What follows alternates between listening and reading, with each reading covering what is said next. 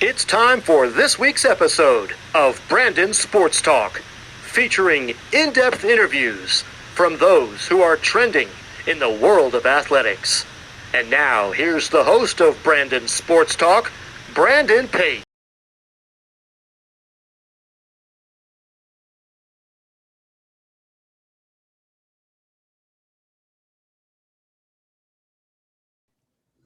Welcome back to Brandon Sports Talk. In today's episode, I have the privilege to interview the sports business owner of Women Kicks Balls independent sports blog. How are you doing today?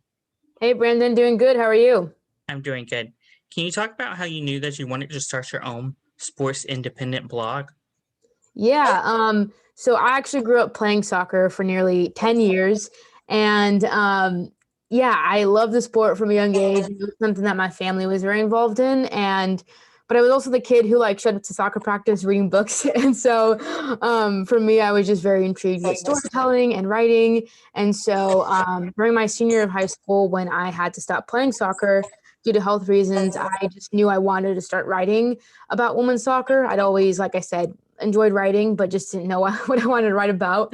So it was kind of like the perfect transition to be able to, start doing something that I love. And at 17 years old, I remember my Uncle Joe, he said, Jack, what do you want to do after high school? And I was just like, I don't know, I want to be a sports journalist, women's soccer, but I don't really know how to do that. And he just encouraged me to get experience. And I was just blown away. I was like, what the heck? Why would it, who's going to read my work? This is crazy. I'm 17 years old. I don't see anything really happening with this. And I've always just been blown away by him because he's predicted the potential and influence of my writing and where I'm at now. And he's even have bigger goals for me, but it's just really exciting to do that. So yeah, 2 years ago, I created Women Kick Balls, which is an independent news source as I do all the writing and marketing and interviews and transcribing. So there's a lot of different aspects to it, but I'm really excited and just grateful for the opportunities that I have. So that's just a little bit about Women Kick Balls. How did you come up with the name of your independent business of blog, Women Kicks Balls? Yeah, so actually, it's funny. I was sitting around the table with my dad, my brother, and my uncle. So 3 men, and we were trying to come up with a name, to secure the domain name. And I'd always Sunil Rose Twitter bio. It said at the time it was just Mom to Cassius and I kick balls for a living. And I just thought that was so funny. And I wanted to put in my bio, I write about women who kick balls for a living, but my I don't know, younger self was always nervous about that, of how that would sound or what people would think.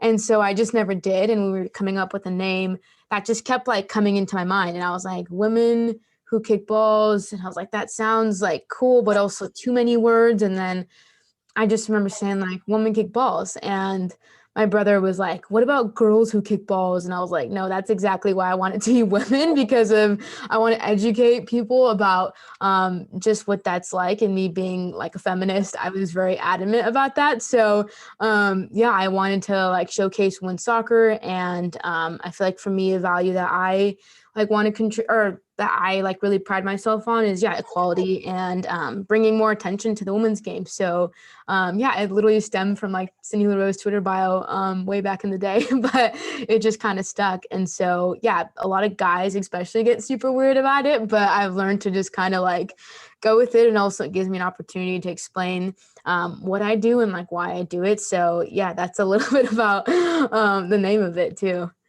When it comes to what you cover, do you only cover U.S. soccer, or do you cover Brazil and other national, along with, do you cover the national soccer?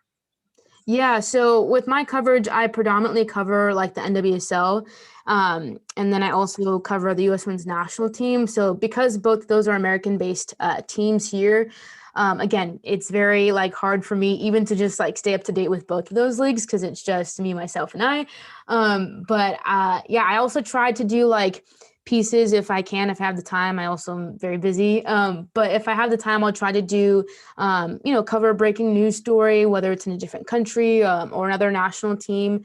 So I'll try to do things here and there. But again, it's very hard for me to like fully take on like the Super League and different things just because I have a full-time job and I'm a full-time student. So I really do focus on the NWSL and US Women's national team. Again, also being that like those games are like friendlier time zones, whereas other countries, in clubs might be in different time zones. So I don't know if I could fully like cover or watch it. So yeah, those are the two leagues that I like predominantly cover I'm like so grateful that I get to talk to the players in those leagues and build relationships. So yeah, that's kind of a little bit of where I'm at in terms of like coverage and teams. And of course they overlap. So that's always nice to like make those connections and then like learn more about players in that mix as well. Who are some of the players that you have interviewed for your blog? Yeah, there's a lot. I would say, um, yeah, I'm trying to think about it. Like, so for the U.S. Women's national team, I've interviewed players like Carly Lloyd and Ali Krieger, Ali Long. Trying to think who else. I've been in the same room as Alex Morgan and Mia Hamm, and even like thinking about the 1999 Women's World Cup team, I've interviewed Brandy Chastain and Christine Lilly. So those are some of those like bigger names. And then for like the NWSL, again, I'm trying to think since there's like a lot of different players to think about. Recently just interviewed like Bethany Balser for something, of OL Reign, Simone Charlie from the Portland Thorns. I'm trying to think of like who else, and obviously like the coaches as well. So there's a whole mix of players, but if they're on my site, I've probably either talked to them or something, or will talk to them just because press conferences are happening like crazy right now. So yeah, that's just like some names that come to mind. How does it feel personally as an independent news source to be in those press conferences with people from ESPN, Fox Sports, and national sports? Yeah, honestly, I remember going to my first game. I think it was like August 2018, and I was so nervous because I'm by myself. I don't have coworkers or like people that I connect to when I first started going to games. So, me just being like 20 something years old, like literally the youngest woman in the press conferences, it's so intimidating, and I would get so nervous. And I don't get nervous when like I talk to players in the mix zone, which is basically like talking to players like up close and personal, but press conferences where everyone is in there in a room and there's a microphone going around to reporters, like that was very intimidating to me. So I still do this, where I always write out my questions just so I can like think about what response I want or like where I'm going with something. So that helps me to like stay on track. And then of course there's follow-up questions which aren't as scripted, but yeah, I would get super nervous. And I was recently talking to one of my journalist friends, and I was like, yeah, when I first started, I was so nervous. And I just thought it was like something that I experienced. And in talking to some of my colleagues, like a lot of them also feel that way, especially us women. So it's nice to know that it's not just like me, like, overthinking things in my head, but that other colleagues of mine feel that way. So it is a little bit nerve wracking. Even now on Zoom, I think there's times when I do get nervous only because, for example, if you're covering like an NWSL game, they usually do like a coach and two players, but they don't really tell you who those two players are until like minutes before you go live on the call. So I always like jot down multiple questions and then try to see, okay, like what players are like coming in, or literally like you find out what players like right moments before. So it's kind of doing research on the go, which is fun, but crazy. So yeah, there's times where I've been nervous. But again, I think have become more like confident and more comfortable in that role. So that's been fun to like, yeah, just have conversations with soccer players and just show them that like I'm understanding and wanting to hear from them and not trying to make assumptions in my questions. So just trying to be like strategic about that. But yeah, overall, it's really fun to be able to like build those relationships and have those conversations. Can you talk about, of course, some of the similarities and differences, of course, from before COVID, where you had the option to like be face to face versus now, where like we are on Zoom and most of your media interviews are on Zoom? Yeah, it's definitely been interesting just because, well, one, because I'm in Southern California, obviously I don't have a women's soccer team over here yet to go to live. Um, so what's like, there's pros and cons to it, obviously. So the pros is that I can, be tuning into a press conference in New Jersey or like literally any city right now. So, yeah, that's nice, just the accessibility of it.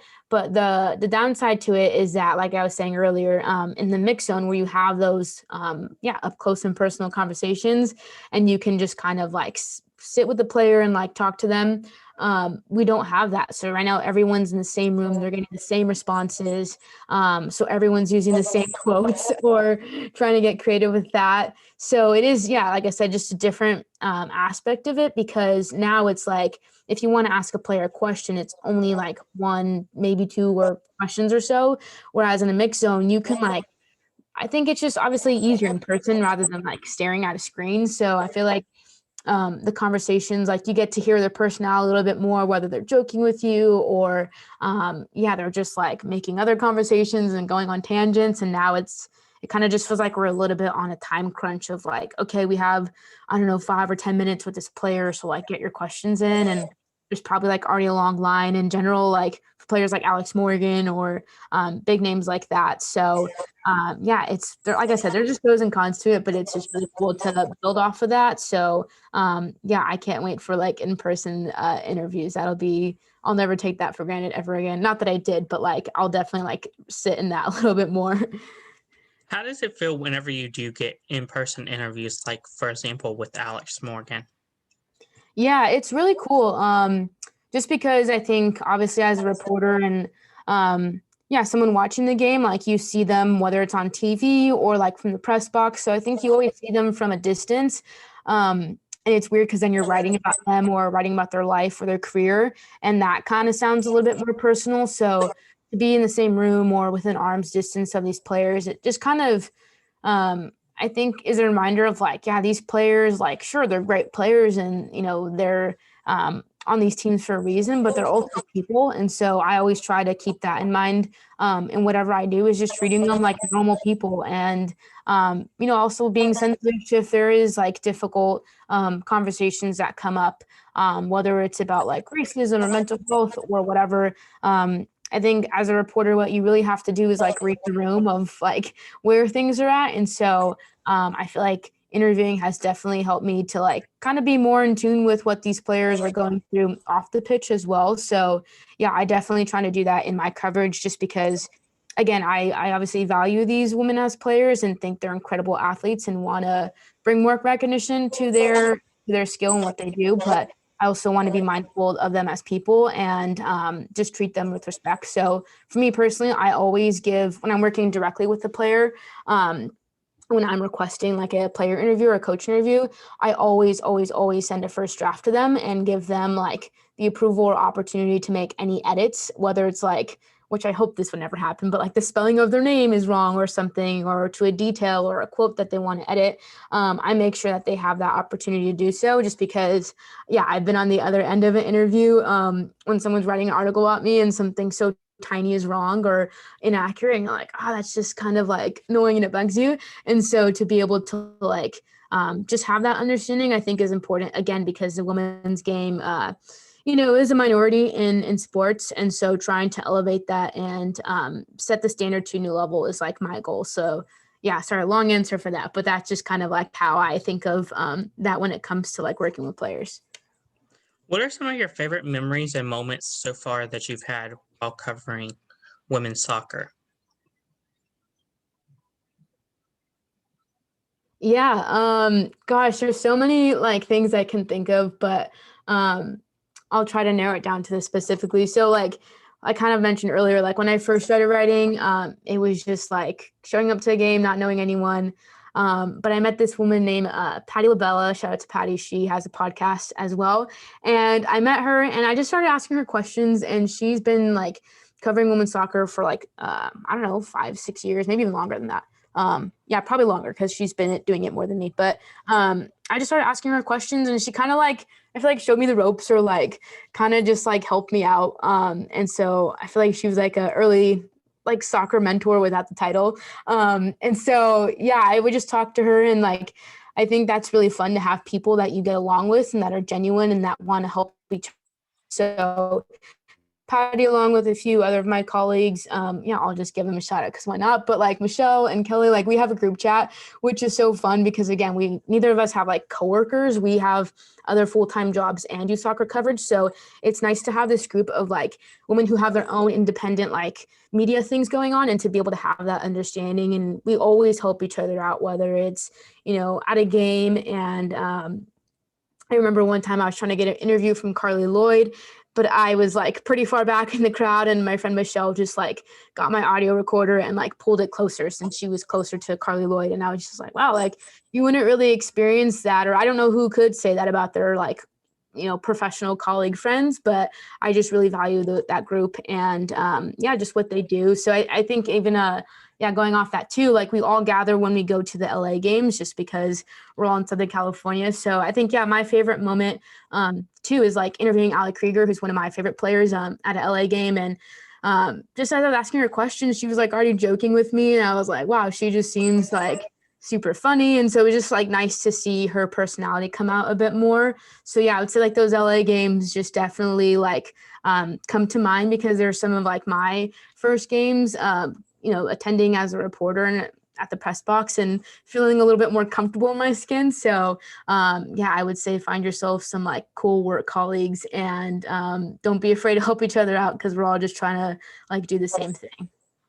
Of course, going back to the interview portion, when we were like before COVID, can you talk about, of course, were there certain players that you were able to interview, or was it like a whole big group of players, like let's say Alex Morgan, Carly Lloyd, and maybe Megan Rafter was all in one big group to ask questions? Yeah, it's usually like at games. So that's mainly when that happens, like with U.S. Women's National Team. So usually the day before the game, they have like press conferences for day before, and you just go and like ask questions. So that's usually like mixed style format where you're kind of like they have players and they stop at different groups of reporters, and then you have your like main press conference, I guess, with like the head coach and like maybe one player. It really just depends how they want to format it.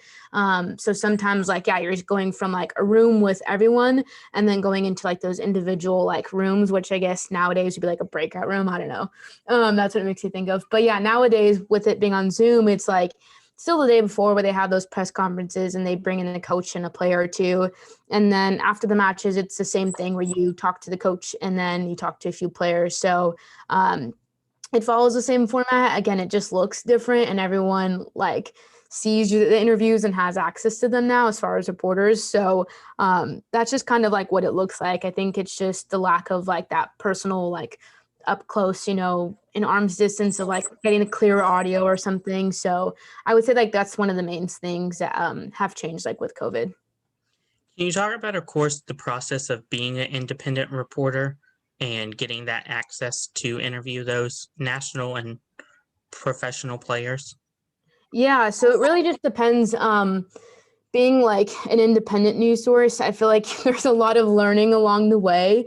So it's definitely just different in terms of like, I don't work for like the New York Times or ESPN for a big name publication. So I feel like those big name publications, not that they have it easier, but they definitely have more access and connections where I've literally had to like do a lot of building from the ground up with my connections and like networking and just like making women kickball like a more reputable and like respected news source. So that's just been like really fun to do and to meet like the different they're called like communication managers who manage the teams and the interview process. So just building connections with them has been great. But you always have like a point person that you go to, and then it's just a matter of like getting the player interview from whatever team that is. So even at games, there's like the media credential process to where you apply and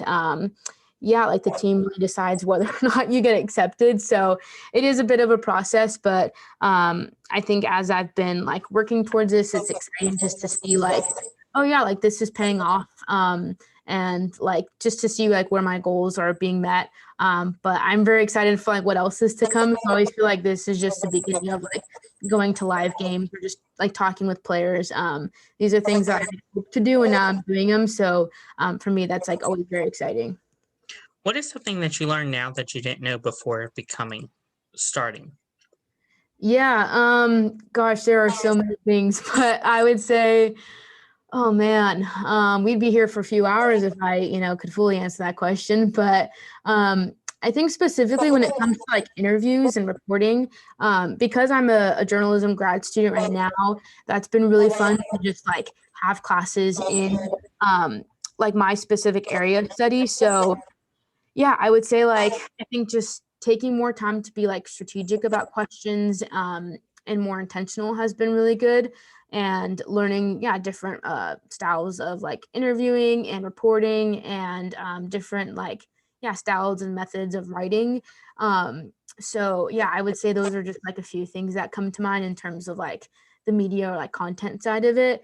But yeah, running your own thing is like it's just a whole different ball game, which I'm sure you know, and you're like learning new things all the time.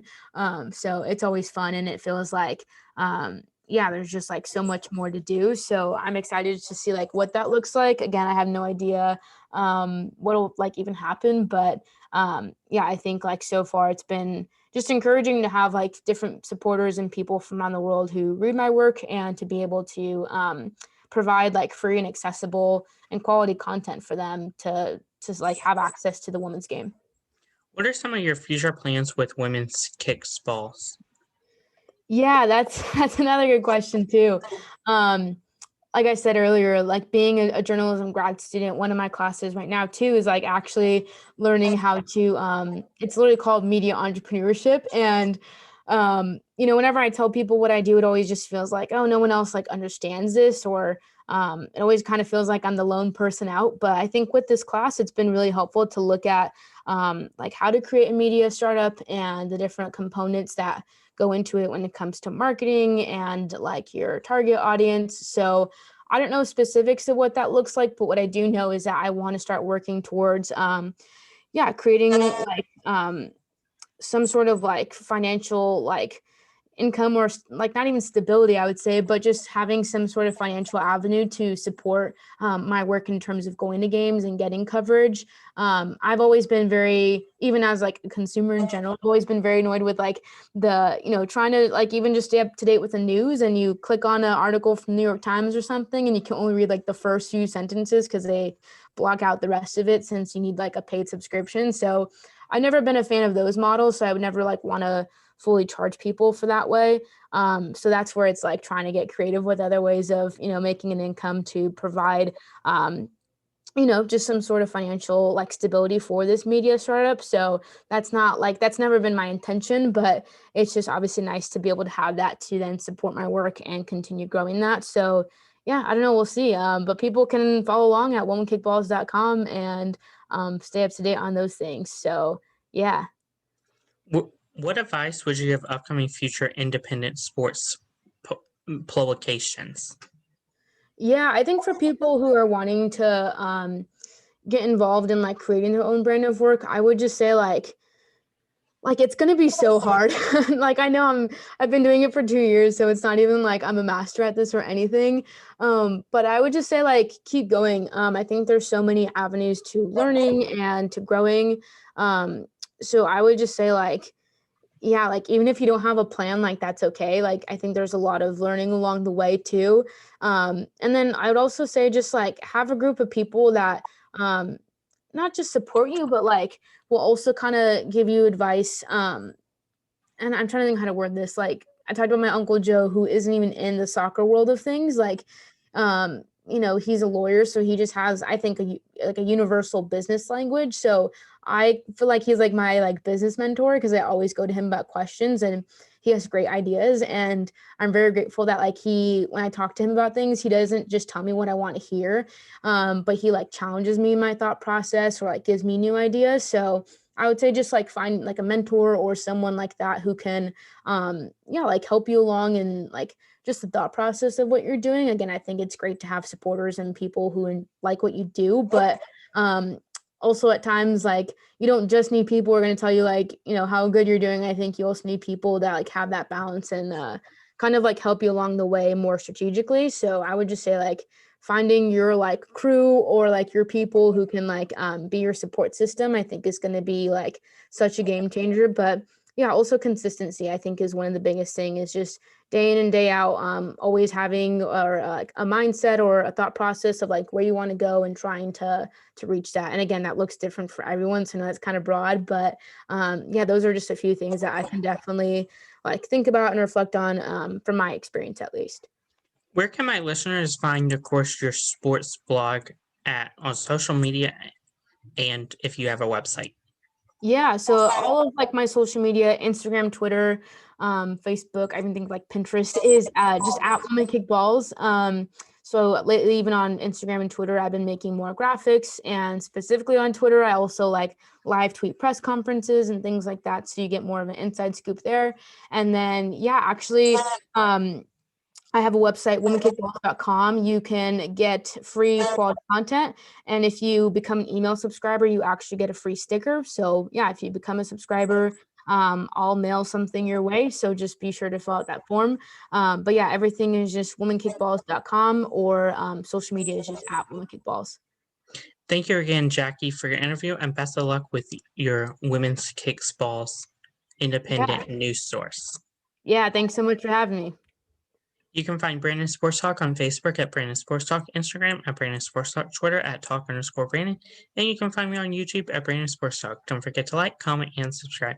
Thank you again, Jackie, for your interview, and best of luck. Yeah, thank you so much.